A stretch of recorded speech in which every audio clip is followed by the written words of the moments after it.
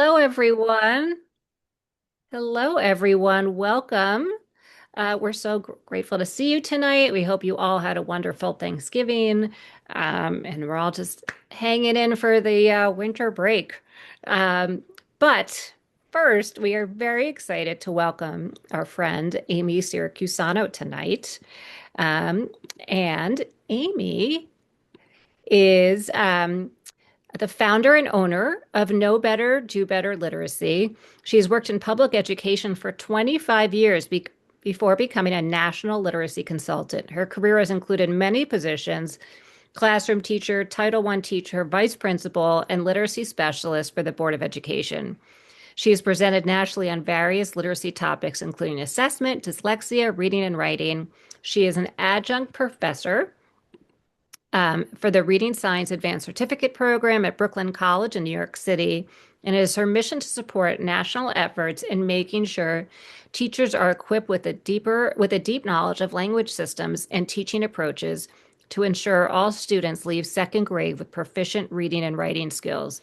Amy lives in Southern Maryland. Doesn't sound like it though, when you hear her talk, with her Nope. husband Joe and her two daughters, Lucia and Isabella. And for Reading League fans, I just want to point out, if you ever see Maria Murray post a picture of when she was founding the Reading League and you see a picture of people at a kitchen table, Amy is in that picture Many moons ago. many moons ago. So we have that Yes. to thank Amy for as well. So without Yeah. further ado, I'm going to turn it over to Amy. Thanks, Lynn. I'm so happy to be here. I see a lot of familiar names here with us this evening. So thank you so much for your support. And thank you to those of you that I have not met yet. So for giving up your evening on this chilly winter evening, wet and cold. Um, so let's get talking about how do we develop proficient writers and thinking about the research and how that informs our practice. And these PDF of these slides will be available to you along with the recording that Lynn will send out after the session. So I have four take-home messages for our talk this evening. One is I hope that you'll leave the session understanding that when we teach writing, we are teaching two broad categories of skills. One is transcription, the other is composition. They're taught separately, and the instructional approaches and supports that we give to students during our teaching is different for both of these categories. I hope that I will leave you with some food for thought about the scoring tools that you're using in your classrooms to pinpoint instructional needs in the area of writing. And then finally, what do we do to support students' executive functions when they're writing? Because this is something that we really have to pay attention to for our students. So, as we know, literacy development takes time, right? We first learn this language by ear, we learn to listen, language by mouth, we speak, language by eye, we learn to lift print off the page, and then finally, what comes into play, and the last to develop is this language by hand or this ability to write. And all of this is predicated on oral language development from birth to five. This is really, really important. And it doesn't end at age five when students enter school. Oral language still plays a huge role in developing proficient writers.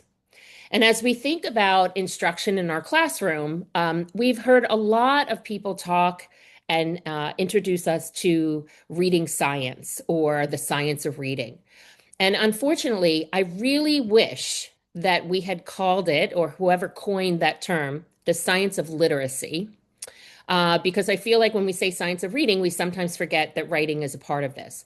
So we're going to lean into two theoretical models tonight. They are both developed by the lead researcher, Virginia Berninger.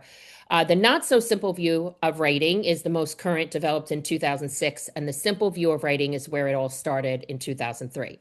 Now, when you see these two models, you're going to see, for those of you who are familiar with the simple view of reading, there is no multiplication sign in these models. They were not developed that way. So if people are creating graphics, including a multiplication sign in the simple view of writing or the not so simple view of writing, they are great graphics, but it is not the research. These are the actual research models. And I'll talk to you about the difference between 2003 and 2006. So, at the center and the core of everything we do in writing is this triangle, right? This is what we now call in the most current model cognitive flow. Working memory is involved. So, what's working memory, right? That's the ability to think through what you want to say as you are getting your ideas down on paper.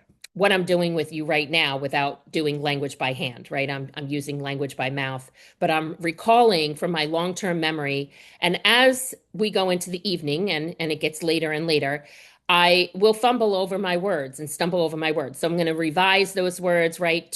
Turning to my short-term memory. And that's what the researchers now call cognitive flow, right? And I like to metaphorically think about this triangle as a volcano. So I want you to kind of hold that image in your mind.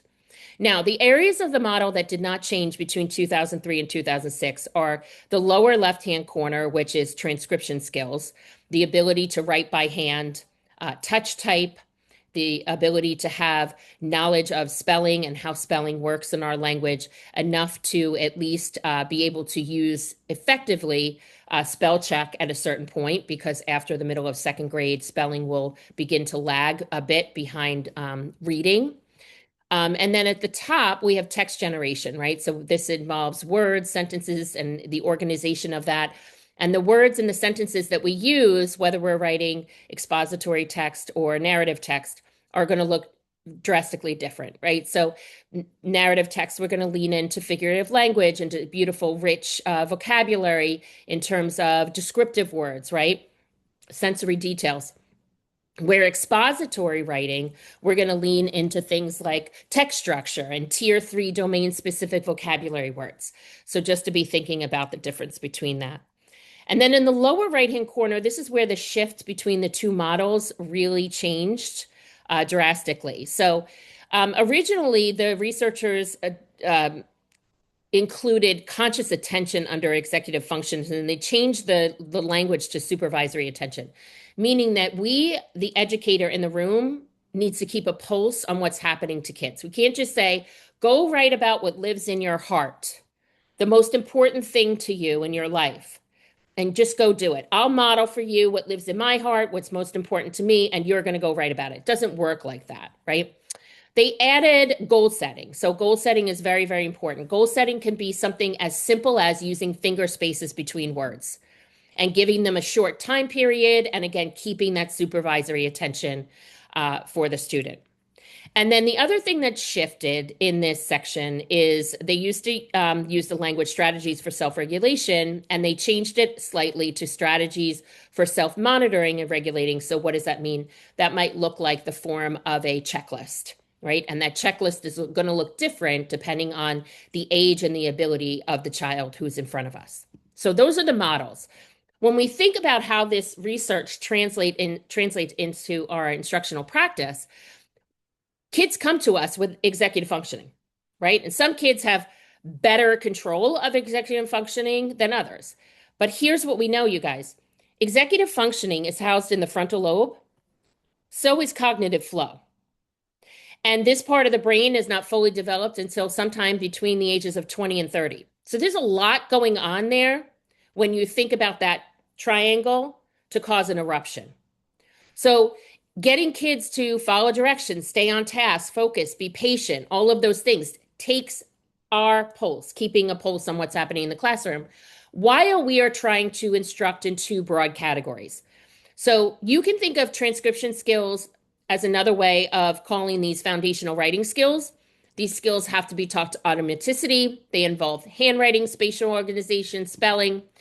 And at the same time, we are teaching very strategically, and these skills are going to get more complex over time, composition, text generation, or what some people might call written expression. And this leans on a student's topic knowledge, their vocabulary and their word choice. What do they have in that, cognition, that working cognitive flow? What do they know about developing sentences, genre format, and audience? And all of these things come together slowly over many years to develop a skilled and proficient writer. So when we think about the writing process, this is something we're very, very familiar with.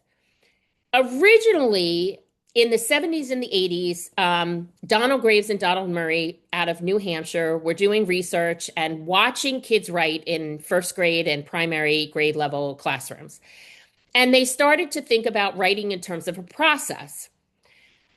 A little bit later in 1981, some researchers, Flower and Hayes, studied the mental behaviors of experienced writers at work.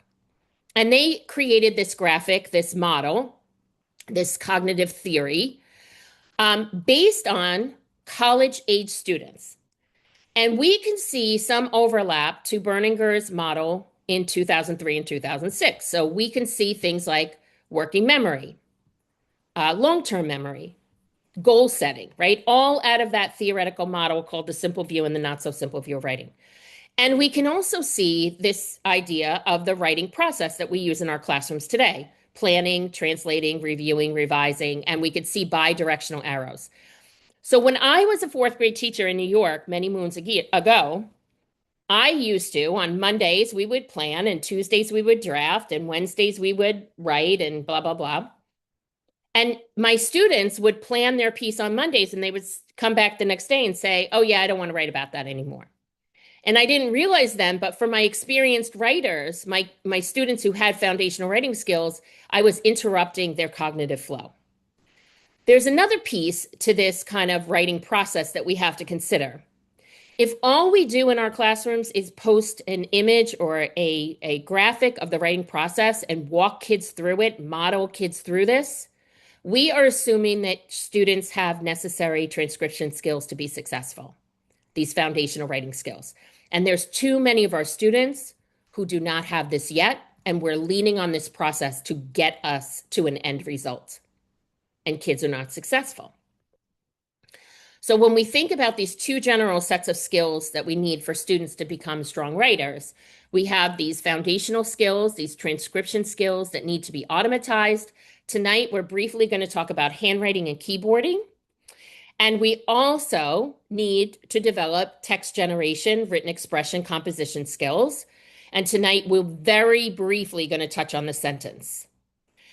And when we start writing using language by hand, having these necessary transcription skills, we can absolutely use the writing process as a means, as a recursive process to get these ideas, what I'm thinking, out on paper, but we cannot do it without transcription in place. And composition skills will become increasingly strategic. They will get more and more complex over time. Composition skills for a kindergartner should look very different than those for a fifth grader. So let's talk a little bit about transcription, right? These skills have to be automatized. And what we know from the research is that transcription has to be automatic for students to write more complex pieces of text. When transcription skills are not automatic, higher order composition processes are impacted. And students' ability to hold language and ideas in that cognitive flow and that working memory are going to be impacted, right? An eruption is going to happen because they don't have the necessary skills to write what they want to see. For an example, the other day I was watching a lesson in a classroom. The teacher was doing a dictation task with 3 first grade students. It took those 3 first grade students 20 minutes to write 3 dictated sentences that were 5 words or less each. That is a problem. Cognitive flow for those students was erupting. They were not ready to do a task like that, or at least they didn't have the automaticity to do that. So when we think about writing research, right, research shows us that students who learn from teachers with professional training in handwriting demonstrate more improvement in their handwriting, and it transfers to better composition. You guys, I could ask, and I have asked a room of 500 teachers, and very, very rarely do I get a few people who raise their hand when I say, how many of you have had a full semester course on handwriting in higher ed? Then I go to how many of you have had a full day training course, a 7-hour training course on handwriting with a trained professional? Maybe a few more hands go up. Then I say, how many of you have a program where you might have watched a brief video? More hands go up. The bottom line is, for a majority of us, we do not have the right training to be proficient in teaching our students how to write by hand. and that's an issue. We also know that students who receive explicit handwriting instruction perform significantly better in writing quality, writing productivity, and writing fluency compared to students who do not receive that training. And similarly to what we do in a Dibbles type um, CBM assessment or a screener like Acadience, where we are assessing letter naming fluency under a timed condition as a predictor for later reading ability. Research shows that automatic alphabet letter writing by hand is the best unique predictor of composition length. So we should be assessing our kindergarten students coming out of kindergarten who can write the uppercase letters of the alphabet and the lowercase letters of the alphabet without a model under a timed condition, right? To see how well they can do. And we should give that information immediately to those first grade teachers at the beginning of the year so they can hit the ground running for those students who need additional time and support in automatizing these skills. And I bet you the reason why these three students in the small group took 20 minutes to write three sentences, 5 words or less, when I was watching the lesson, is because they are not completely automatic with letter writing without a model. So handwriting is the building block of transcription. And, a lot of people will say, well, why did handwriting go away? Well, here's some information that Dr. Berninger shared at an educational summit back in 2012 in Washington, D.C. So during that talk, she shared that during the 1960s and 70s, writing instruction emphasized handwriting and spelling and neglected composition. Then we shifted this little pendulum. In the 80s and 90s, we started to focus on the writing process, and handwriting and spelling began to get neglected. Then Common Core shows up 10 years later and emphasized composition, the process of writing, and handwriting was barely mentioned.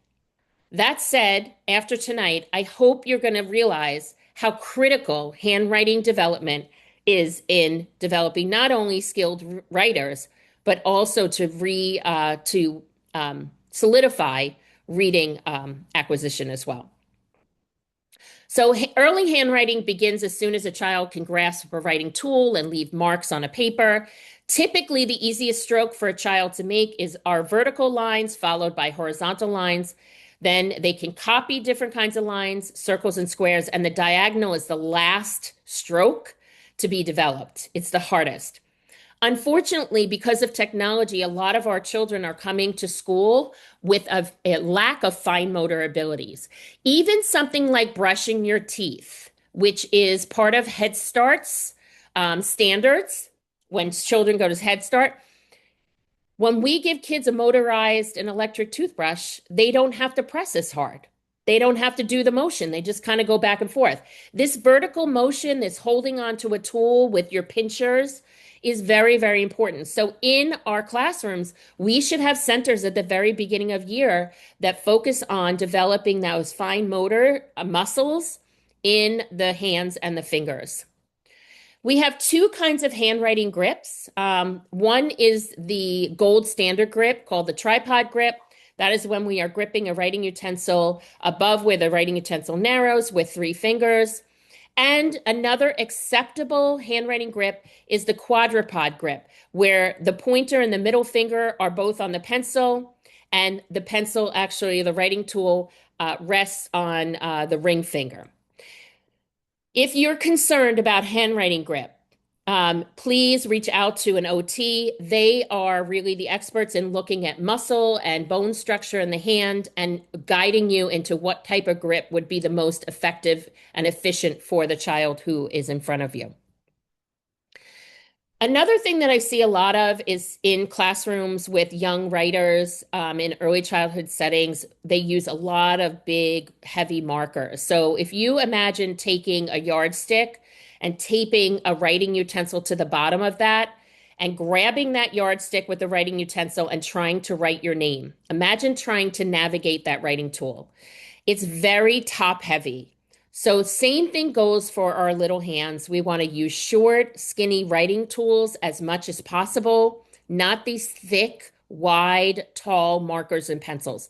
They're too heavy for our little hands. So when we think about handwriting, it requires fine motor skills, pencil grip, writing tools, and we want to think about the type of paper that we're using to help with developing strokes and spatial organization. So we want to give kids enough practice. You want to have things like open lines where they can trace, where they can copy, where they have a heavy scaffold and then no scaffold. Do it with their eyes open, do it with their eyes closed after a while, and they circle the best one because eventually it's a motor memory task, right?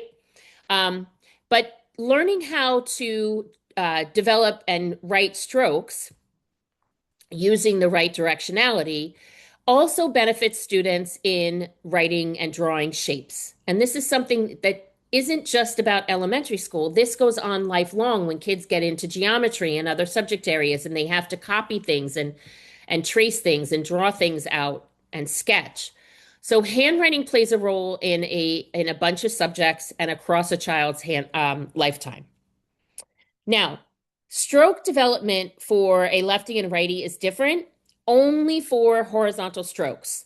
So it is more natural for us in a horizontal stroke to pull away from the body. So a right-handed person, when they're crossing their T, will start at the left side of their body and go to the right. They will pull away from the body. A left-handed person, when they're crossing their T or their A, drawing the middle line, they will start again at the right side of their body and pull out. It's very uncomfortable to go across your body. And if you try that in the background, you'll see how uncomfortable it is. This is something that should be in a good handwriting program and should be called out. Um, so handwriting instruction should take place about 5 to 10 minutes every single day using systematic explicit instruction and language movement. Kids should be at a table, not on the floor with a whiteboard hunched over. And as they are practicing forming a letter, they should either be told to say the name of the letter or the sound, and eventually they can say A spells a, A spells a as they're forming the letter. As we put pen to paper, it actually activates the reading brain. So we are cementing that alphabetic principle in terms of reading by sight or reading by lifting print off the page, as well as putting it down on the page, language by hand. So, and this is in the research, you guys. So we want to be able to do these good practices in the classroom. So what we know is that handwriting is an integration of the orthographic codes. So being able to recognize what the formation of the letter looks like. This is in the back of the brain on the left side. And the phonological codes. So as we think about saying the name of a letter, we are actually producing sounds, right? If I say M, I'm producing two sounds. If I say B, I'm producing two sounds. W produces tons of sounds, right? And as we are reading, we know that orthography and phonology get connected, right? That's that reading brain. When we put pen to paper, we use a third system. This is the graphomotor system. Graph means to write, motor means movement. This is language by hand to produce those written shapes without a model. So, in providing instruction, we want to make sure that our handwriting program has a top line, a midline, a bottom line, directional arrows, number steps, not only teaches uppercase and lowercase letters, but numbers and punctuation marks as well, providing enough practice for kids to get this with reinforcement and feedback from the educator in the room 5 to 10 minutes every single day. A lot of people will ask about cursive when I talk about handwriting. And so there is a lot of research out on cursive writing. And there are some countries, including France, that never teach manuscript. They only teach cursive. And up until about the 1930s here in the United States, cursive was only taught as well. Cursive cuts down on reversals.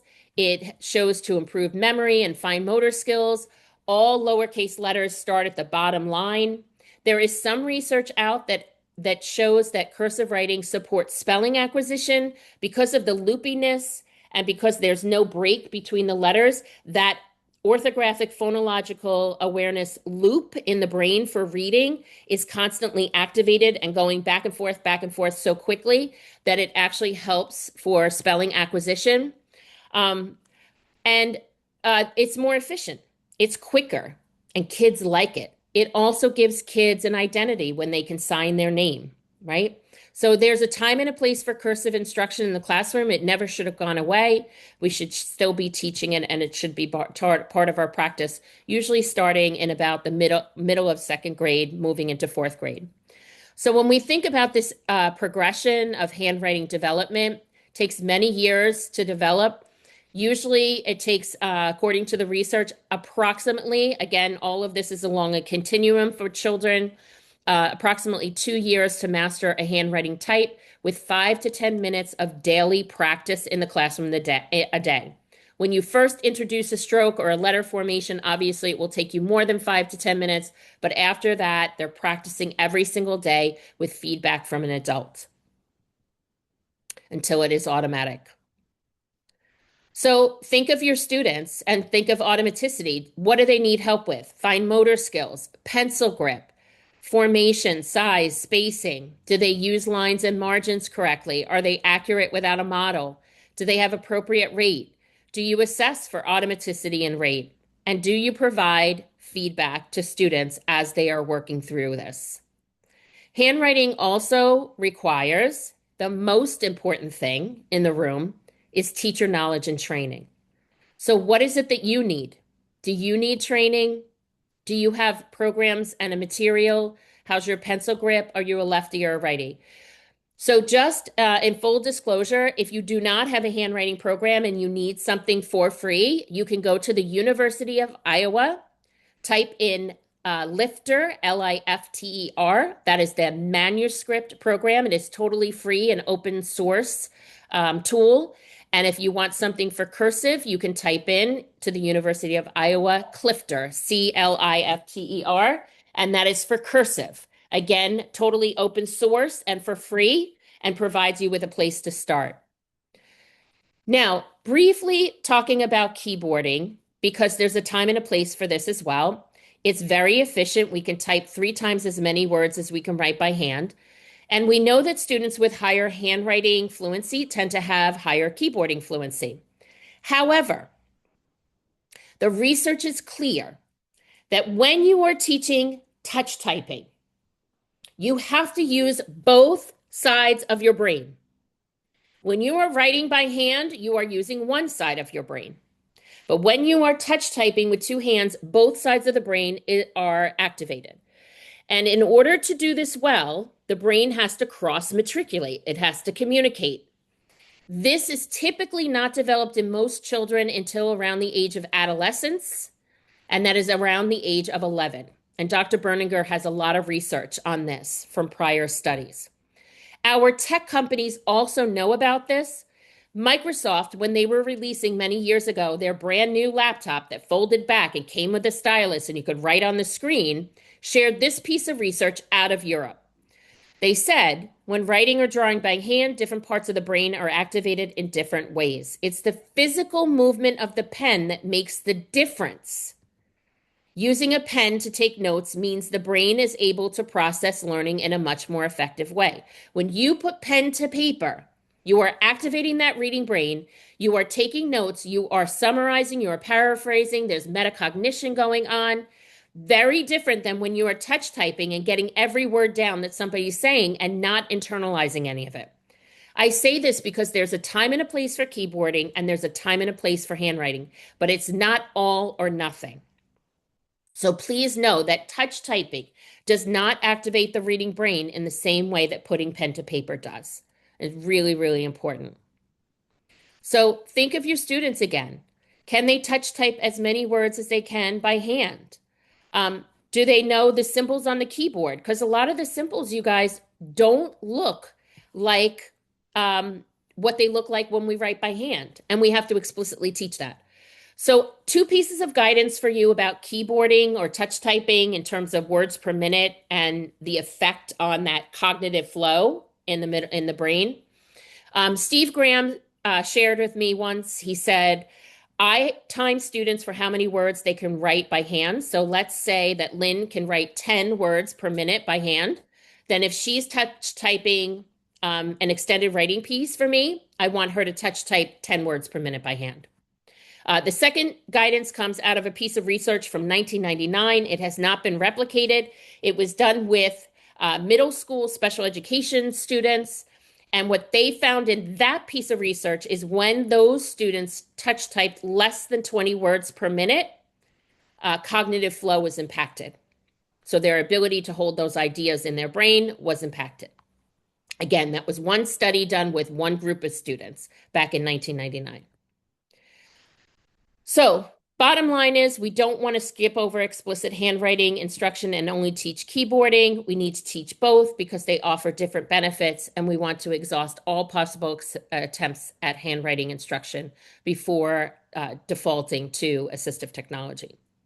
So, I know some of you have been through this talk or pieces of this talk with me before, but we're going to do a quick writing simulation for about 60 seconds.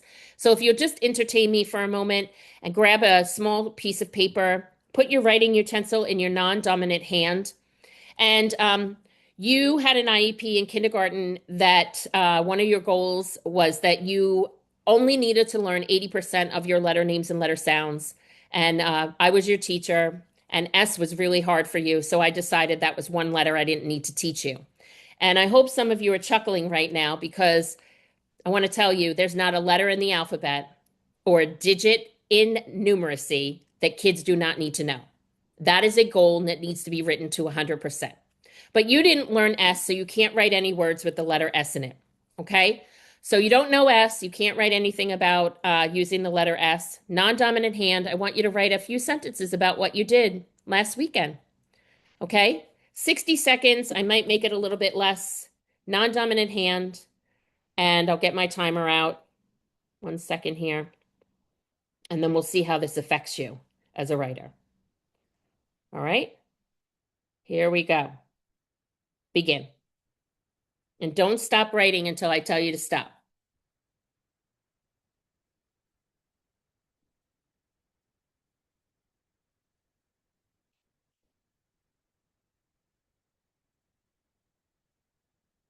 Okay, you're doing great. You're about a quarter of the way there.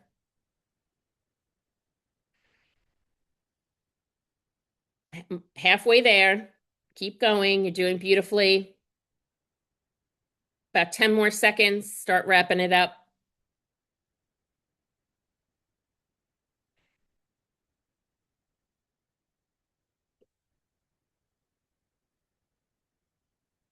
All right, stop. So I want you to think what was effective for you? Was handwriting, the ability to spell, your spatial organization? Did you leave off punctuation? Were your sentences simpler than you wanted? Did you have to substitute words so you had more in your brain that you wanted to share and you weren't able to? How was your sizing and spacing, the use of margins, the lines? Were both transcription and composition affected for you? And I want you to think about how you might be judged on this writing sample if nobody spoke to you. What might they consider to be your intelligence? So, writing is a huge window into students' strengths and needs. And when I take away the ability to spell something or to form a letter, when I take away the ability to have strong foundational transcription skills, composition is impacted. So we need to make sure we are focusing enough energy early on to make sure this is really solid so we can see what kids are holding in their brains in that cognitive flow on paper. So once we have enough knowledge of foundational writing skills, we can start working on writing by hand in the sentence. Now, we don't just start and wait until kids have, handwriting. We're doing a lot of sentence level work in oral language, right? But this is the building block of composition. And so sentence level development begins with language by ear and language by mouth, oral language. We want to make sure that even if you're doing read alouds with your students, that kids have opportunities to not only ask the questions, but also to respond to those questions using complete sentences. This is going to set them up for success when they have text-dependent questions in reading and in writing in third grade and beyond. And we could do this by presenting them with a picture and asking a question, beginning to ask that question. What is your favorite flavor of ice cream? And getting kids to respond. My favorite flavor of ice cream is, right? Um, this is really hard, and this is really hard for some adults when they're presented with a question to turn that question into a sentence statement stem.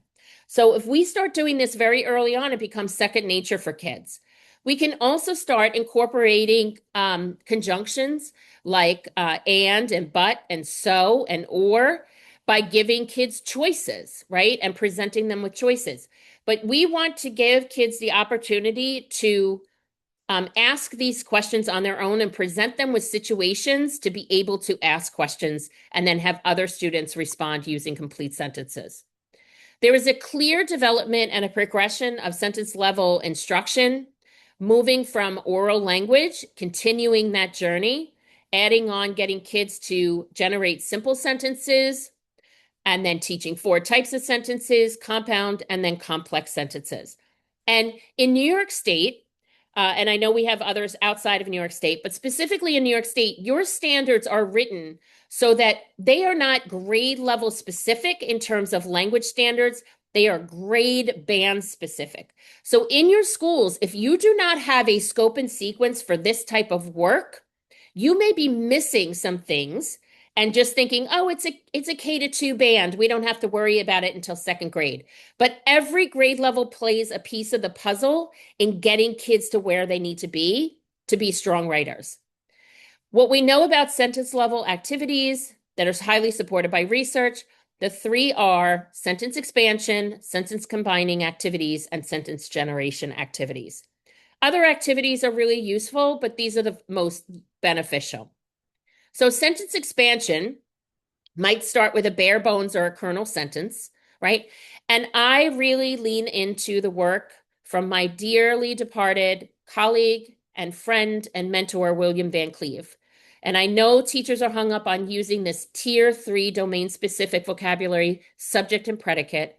And I love those words, and they're important at a certain point, but we have to get concrete with kids before we can go to the abstract.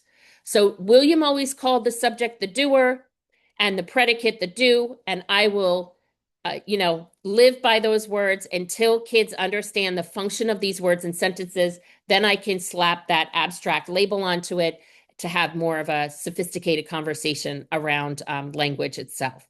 But we start with a bare bones sentence, and we might ask kids, when do dogs bark? Or where do dogs bark? And recently, in working with a colleague of mine who's a speech language pathologist, she really explained to me that students who have language difficulties or developmentally language delayed, that these kinds of questions, where and when, are really abstract for them. And so we might use break down when to be a time, to be really specific and concrete. We might break down the word where to say a place, and really giving them some examples. Because even though we use this a lot in oral language, it still might be very difficult for kids to really make that connection to what does where and when actually mean. And by doing sentence expansion, we are giving kids a wardrobe to dress up their sentences in different ways. Students do not understand the word details. A fourth grade teacher says, add details to your writing. They give you the same darn writing that they wrote, maybe just a little neater or written a little slower. And again, unfortunately, what we do in instruction is we start with these abstract terms like setting in reading. And we say, today we're going to learn about setting. Setting is where and when the story takes place. And then we have them try to identify it. And we have kids that fall short.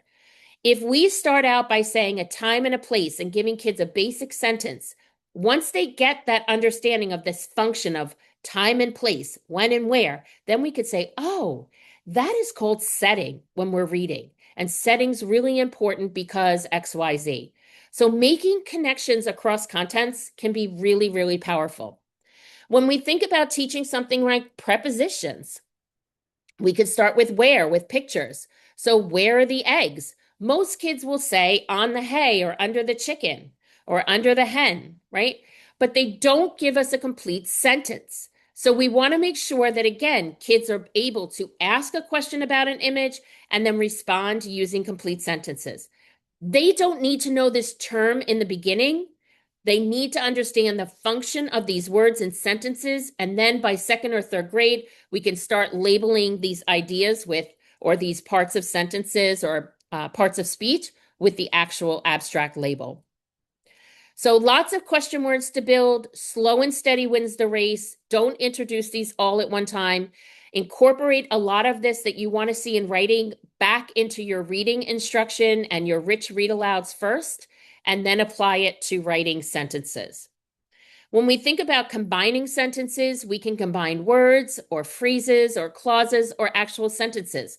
There's lots of ways to do this work, and we don't need to just leave manipulatives to the math people. We can use manipulatives such as index cards or sentence strips to do this kind of work. Giving kids a bare bones sentence like the surfer fell, then asking them to add a where and a when onto the sentence, and making it so that the kids can shift those phrases around can be really powerful in terms of getting kids to vary sentence beginnings. For those students who start with sentences I, or the. So think about not only using question words, but think about how do we expand sentences and teach them to rearrange and to combine words and phrases together to make really rich language experiences for our children in school. We need to get beyond sentence identification with parts of speech. That's not going to do the work that we want for our students. When we think about teaching conjunctions, typically this instruction begins in first grade. We start with the coordinating conjunction.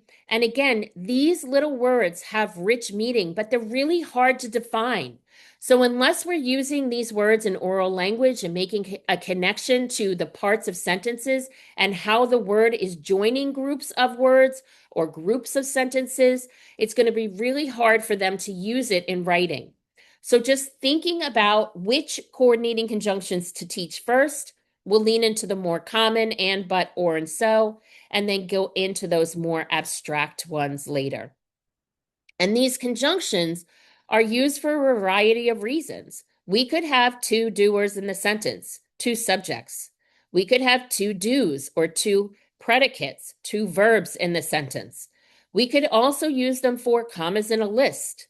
And eventually, when we get into first and second grade, we are joining two independent sentences into one long sentence called a compound sentence.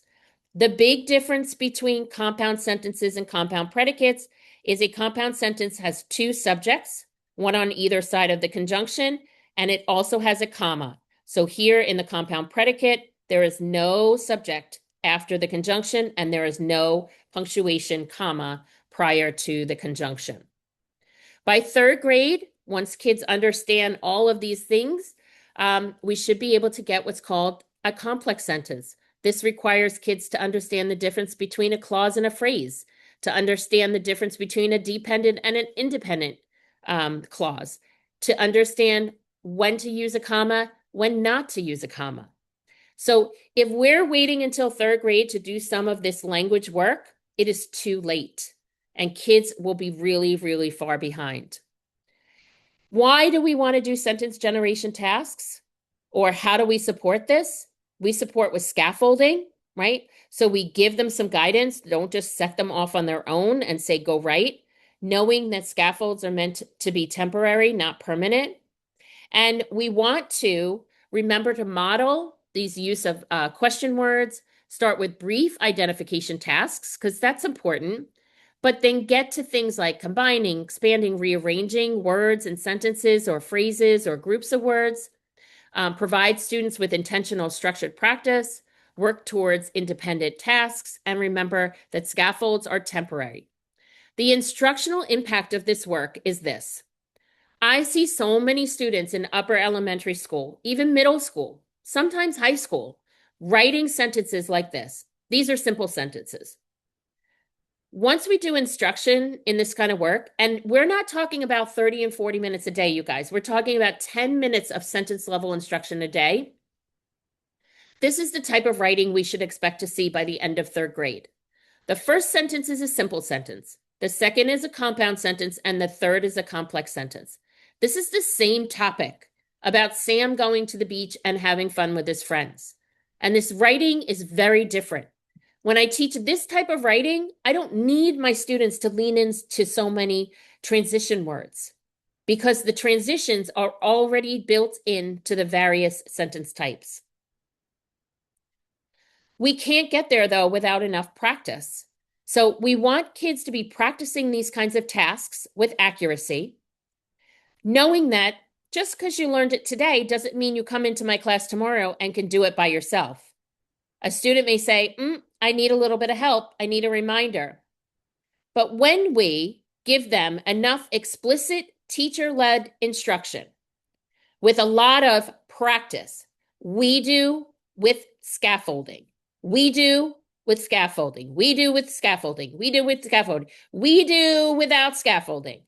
So that kids acquire the information, we can get to that retrieval and that self-generation across the day. And Anita Archer talks a lot about this approach. And we just don't lean into it enough because we feel rushed in education constantly. We're keeping up. We have to keep up. We have to keep going. If we keep going, we're going to leave kids behind. So, enough accurate practice over many days, maybe weeks, leads to automaticity where the child can do it independently and it is internalized in long-term memory. As we know, student writing is a window into student strengths and needs, and the differences in student writing occurs very early in kindergarten. These two samples are taken from the exact same kindergarten class. Neither child has any accommodations. They are not multilingual learners or second language English learners. They are general education kids in the middle of kindergarten, and you could see already the drastic difference between the needs with these children. If I keep teaching the same lesson to both these kids in writing, this child on the left isn't going to get what they need, nor is the child on the right. The child on the left needs a lot of alphabetic principle, needs work and sentence level development, formation of letter writing. They need different kind of paper with a midline. The child on the right, they have a lot of really great content. We are bowling with our friends. I tied with Sydney and I felt happy. It's beautiful. But if I don't do anything with this child with sizing and spacing of letters or punctuation, this child is going to keep writing like this in fourth and fifth grade. And we see this way too often. So, how do we help kids with this last piece of the not so simple view of writing? How do we give them what they need in terms of supporting their executive functions so that that cognitive flow, that volcano in the center, doesn't erupt? So, focusing on executive functionings for the last few minutes that we have here, we can provide students with checklists. But here's the thing, you guys. When kids first learn to punctuate sentences with a period, they put that period everywhere, right? We do the same thing as educators. We learn how to use a new tool and we put it everywhere. So think about who needs what, right? It's Goldilocks and the Three Bears. Choose wisely. What's just right for this group of kids? What do they need to be supportive? Think about handwriting. Are we tracking? Are they writing on the lines, using correct strokes, using the margins? Do they need help with that? Are we tracking things like sizing and spacing and the shape of the letters? Do we know who's shown mastery or who needs improvement? Are we using tools that are in our programs? Are we providing kids when they're writing with checklists that are being built as we instruct them on different things? Maybe I expect capitalization of the first word and the word I. We see this capitalization of I not happening well into fourth and fifth grade. Kids need to be reminded of that. And when we think about scoring tools for our children to pinpoint where it is I need to work with my students, I find personally that rubrics, state rubrics, are very, very dense. And they have too many idea units in that rubric for me to parse out where it is the child's falling apart. So this is a state standard from second grade. And I can tell you right now that nowhere in the standard does it say anything about providing an introduction or a beginning. Now, second grade students, I absolutely want to be able to make sure that they have an introduction to their piece, but it's not in the standard anywhere. So just like there's no perfect program for instruction, there's no perfect set of standards. We have to be critical thinkers, critical consumers, and think about what is missing, what is lacking. We can parse out things like student recounts well elaborated events or short sequence of events. Nowhere in the standard does it say anything about a middle. We might want to parse out even more to say students include details to describe actions.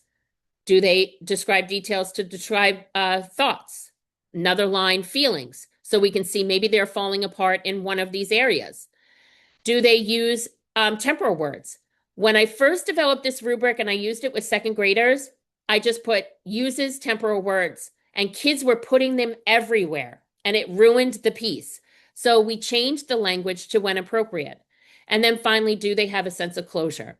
In looking at a scoring tool like this, I can say, oh my gosh, I have 5 students in my group that need an introduction. I have 5 students in my group that need help with closure, rather than just looking at the rubric and saying always, sometimes, never, right? That's really hard to pinpoint instruction. I can put a grading piece to it by thinking about 3 points as mastered, meaning consistent, not perfect, okay?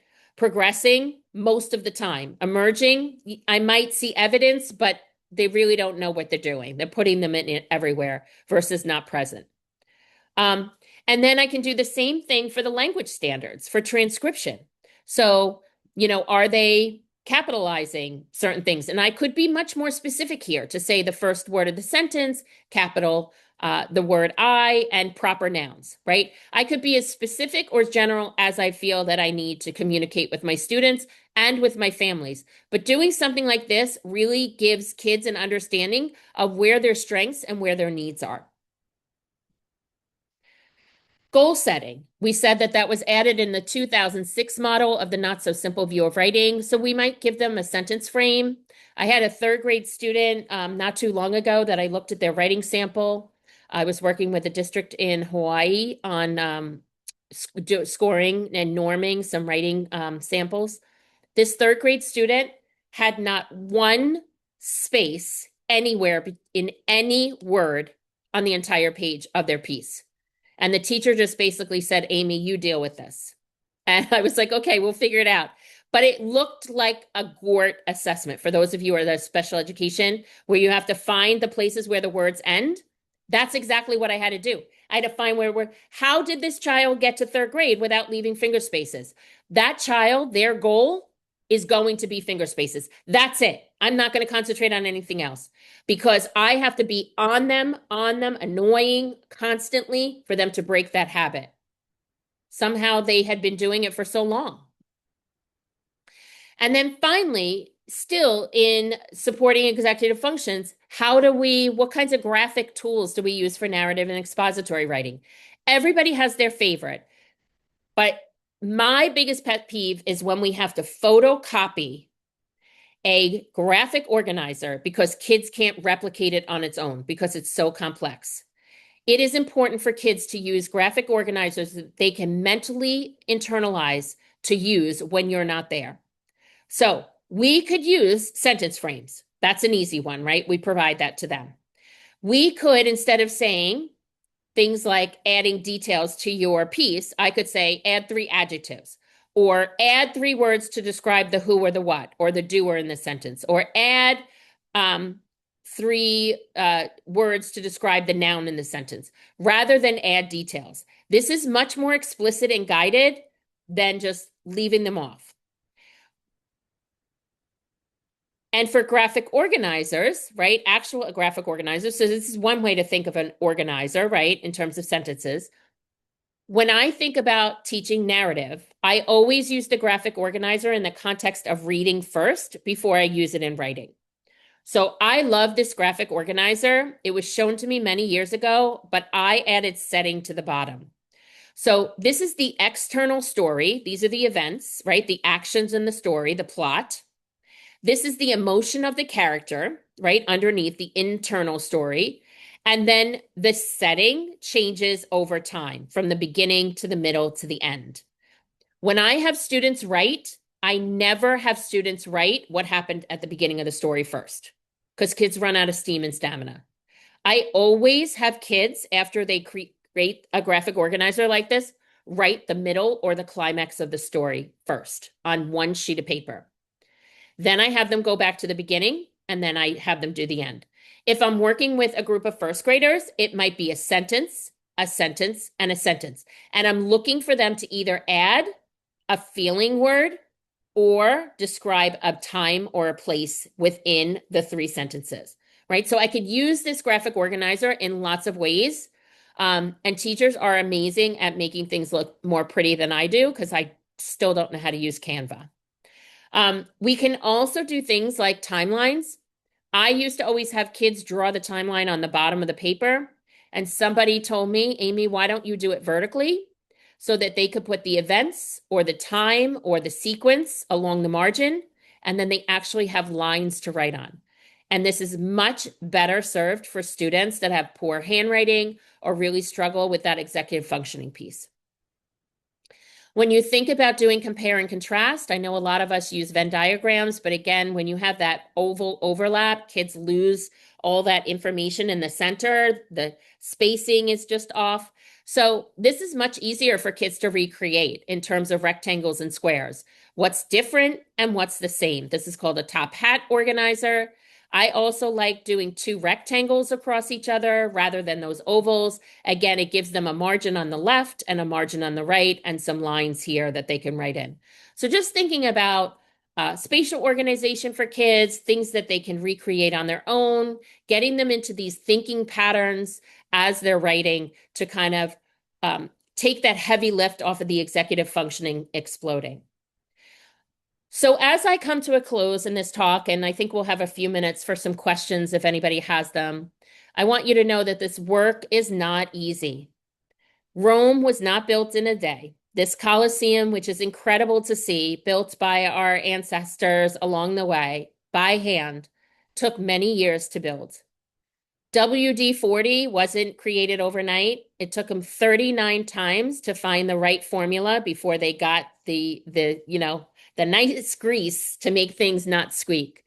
So learning acquisition takes a lot of practice, intentional practice. It takes time, and we need to meet kids where they are along this learning continuum, this instructional continuum. I hope tonight, I know it was a very brief talk, but I'm leaving you with an understanding that we're teaching transcription and composition separately in the beginning, but coming together as quickly as possible. That we can design tools so we can pinpoint instruction, and that we want to support executive functions for students so that the cognitive flow doesn't erupt for them. Thank you so much for all you do. We truly have the power to change trajectories for all students. And if you have any questions, please reach out. Lynn, I don't know if we have any questions, but Yes. thank you all for being here. Thank you, Amy. That was so great. I got a text message while you were talking about how amazing you are. Oh, So that is and we all agree. So as I thank you. said, please feel free to put any questions you have in the chat. We do have one question. Says, I'm interested in learning more about assessing students in grades 1 to see if they have automaticity in their handwriting. We use Acadians, but don't do anything for assessing handwriting and think that is so valuable. Do you suggest seeing how many lowercase letters they can write in 1 minute out of order, or is it more to see that they can write the alphabet in order within a minute? Is there an assessment out there for this? Thank you Yeah, so much. that's great, Dana. So, Dana, you don't need to buy anything. I can provide Lynn with an example of an informal diagnostic that's a free download. It's available on readsters.com. It's called the Pre-Reading Probe. So it's www.readsters.com, READSTERS. And they have an informal diagnostic called the pre-reading probe. And there's a section in there that assesses writing the alphabet, upper and lowercase letters without a model. They recommend for the 26 letters of the uppercase letters for kids to be able to do it in 2 minutes. And for the lowercase letters, they only assess the letters that look different from their uppercase partners. So they don't reassess S or C because it looks exactly the same. It's just the sizing.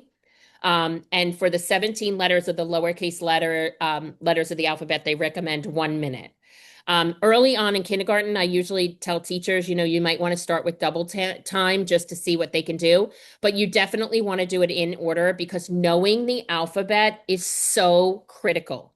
Kids have got to know the alphabet song. They have to be able to have one-to-one correspondence.